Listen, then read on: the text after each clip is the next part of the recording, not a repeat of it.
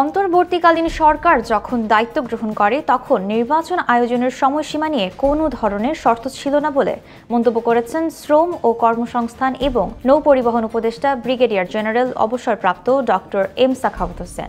সোমবার সচিবালয়ে শ্রম ও কর্মসংস্থান মন্ত্রণালয়ের 1 বছরের অর্জন ও সাফল্য নিয়ে আয়োজিত সংবাদ সম্মেলনে সাংবাদিকদের প্রশ্নের জবাবে তিনি একথা বলেন। জীবন অবাক না করলে কে করবে? 28% মিল্ক ফ্যাটের অবাক করার সাথে ফ্রেশ মিল্ক পাউডার। জীবন অবাক করুক প্রতিদিন।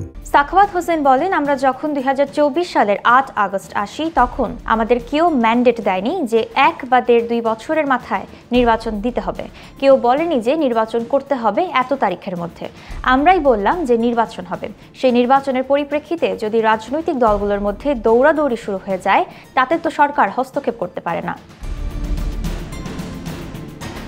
তিনি আরও বলেন, আমরা যেখানে গিয়েছি সেখানেই বলেছি যে নির্বাচন সময় মতো হবে, কারণ আমরা মনে করি যে দেশে একটা নির্বাচন হওয়া উচিত এবং নির্বাচিত সরকার আসা উচিত।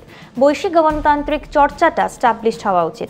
গত 17 থেকে 18 বছর যা হতে দেখিনি, আমরা যদি সেটা করতে পারি সেটাই হবে আমাদের বড় ক্রেডিট। সাখাওয়াত হোসেন এর আগে নির্বাচন কমিশনার ছিলেন। দীর্ঘদিন নির্বাচন কমিশনে কাজ করার অভিজ্ঞতা থাকার কারণে দেশে নির্বাচনী পরিবেশ তৈরি হয়েছে কিনা জানতে চাইলে তিনি বলেন, আমি ভুলে গেছি।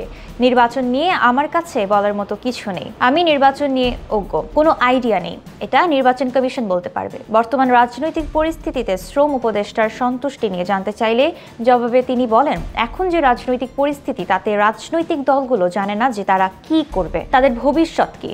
রাজনৈতিক কেওয়াজ তখন বলবো যখন সরকার একদিকে আর রাজনৈতিক দলগুলো অন্যদিকে থাকবে।